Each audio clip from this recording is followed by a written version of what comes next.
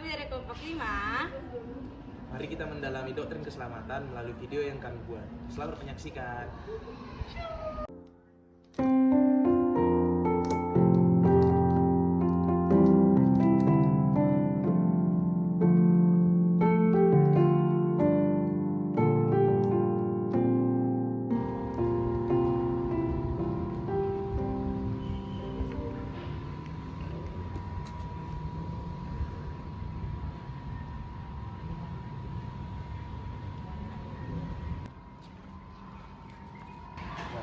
Yohan, kamu kenapa? Enggak kok, cuma baru pulang dari pemakaman Doni aja. Terus kok lesu? Enggak lusuh juga sih, aku cuma ada memikirkan satu hal gitu loh dari Doni ini. Itu yang bikin kau lesu? Iya, kayak Doni ini dia mau percaya kepada Yesus, tapi dia nggak menjalankan firman Tuhan itu. Aku nggak mau menghakiminya karena ya udah biarkanlah Tuhan yang Tuhan kan tahu isi hati dia, jadi biar Tuhan yang ngatur lah. Tapi kayak apa hanya mengaku percaya kepada Yesus itu udah cukup tanpa menjalankan firman Tuhan dia? Itu pertanyaan yang berat sih. Iya sih. Mending daripada kita bingung kayak gini, kita ngajak teman-teman kita aja untuk diskusi di sana. Boleh? Ayo.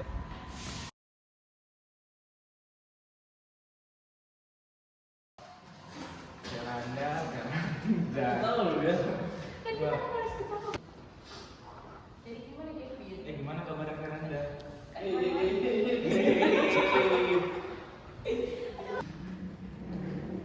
Halo teman-teman. Halo. Ini Yohan lagi berduka. Dia ada pertanyaan yang membuat dia bingung. Iya. Mau nggak kita diskusi?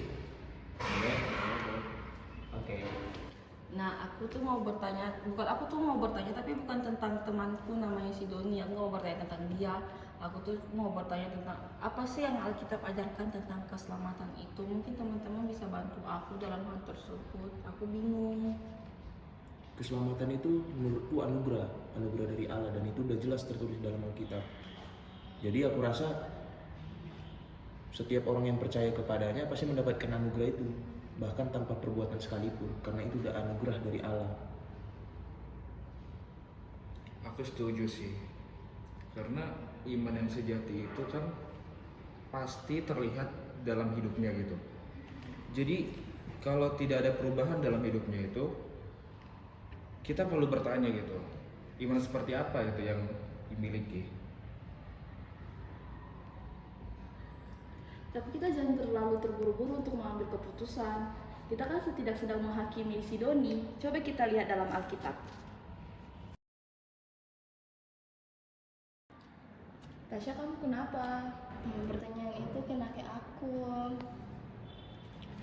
Aku tuh udah dibaptis, udah mengaku percaya sama Tuhan, tapi aku kadang merasa kayak masih kurang.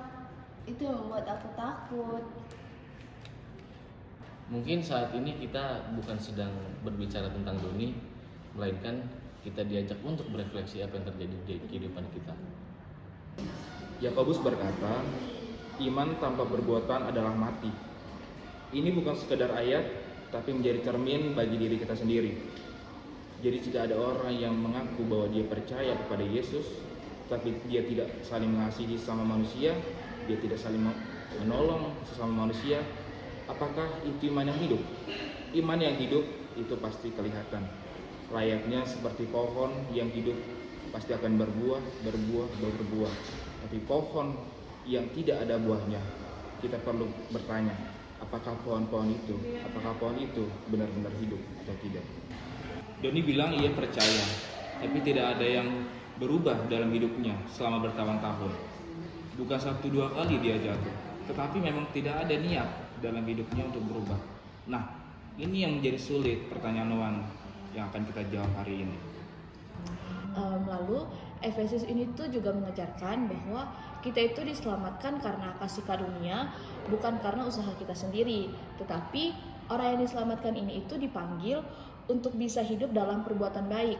Jadi perbuatan baik ini itu bukan menjadi sebuah kunci untuk masuk surga, tetapi perbuatan baik ini tuh menjadi tanda atau menjadi bukti bahwa seseorang ini tuh sungguh-sungguh sudah bertemu dengan Allah yang mengubah hidupnya. Lalu untuk Tasya, nah dalam kehidupan kita sehari-hari, perubahan itu terlihat dari sikap kita. Misalnya, apakah kita sabar, apakah kita jujur, mudah mengampuni, atau kita lebih ingin hidup sesuai dengan kehendak Tuhan. Nah itu tuh merupakan tanda bahwa Allah itu sedang bekerja dalam hidup kita. Nah keselamatan itu bukan berarti kita langsung menjadi sempurna, tetapi hidup kita itu terus diarahkan untuk semakin serupa dengan Kristus. Seperti itu. Roma 6 berkata bahwa kita tidak boleh hidup terus di dalam dosa karena adanya kasih karunia. Selama ini aku berpikir bahwa ketika aku berbuat dosa, tentu ada Allah yang mengampuni oleh sebab kasih karunia itu. Namun tidak, itu adalah penyalahgunaan kasih karunia. Kasih karunia sejati membuat kita itu tidak tahan hidup di dalam dosa. Bukan sebaliknya, malah kita semakin tahan di dalam dosa. Ya, selama ini aku pikir aku udah tahu banyak tentang teologi. Namun ada kebenaran yang masih perlu kita terus dalami untuk kita dapat memperoleh keselamatan itu. Keselamatan memang anugerah dari Allah, tetapi anugerah itu bekerja dalam kehidupan orang percaya untuk merubahnya semakin serupa dengan kehidupan Kristus. Perubahan itu memang mungkin tidak terjadi secara dramatis atau spontan dan instan, namun pasti ada arahnya.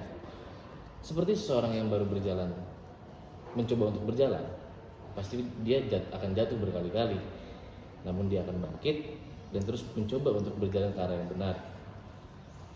Seperti itulah kita diajak untuk terus melangkah, dan itu adalah tanda kita setelah berbuat kebenaran dalam kehidupan kita sehari-hari. Dalam kehidupan seseorang yang benar-benar percaya akan diri diselamatkan, ia pasti tidak akan merasa nyaman ketika ia berbohong. Ia pasti tidak akan merasa tenang ketika ia menyakiti orang lain. Ada sesuatu di dalam dirinya yang terus akan memanggil dirinya untuk kembali ketika ia hidup dalam kehidupan seperti itu.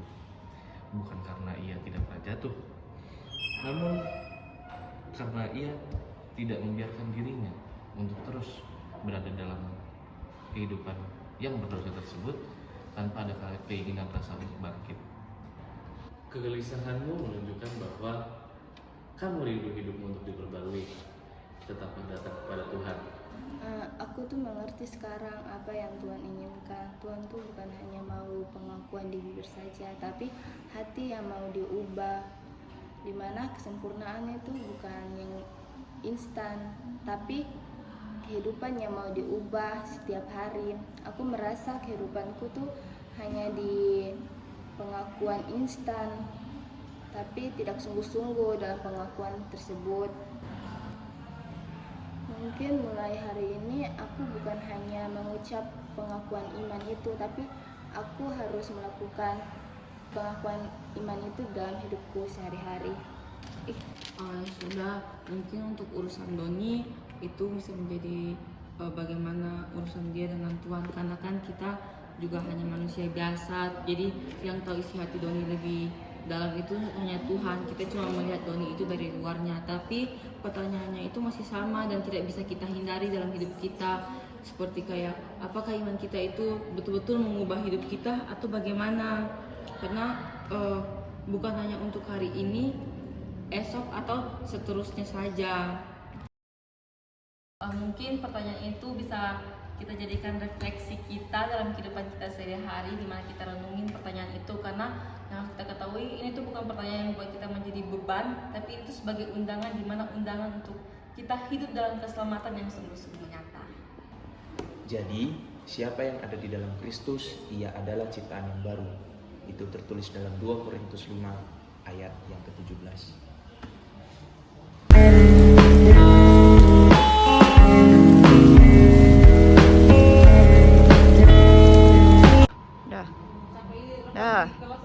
Dah. Udah, Udah.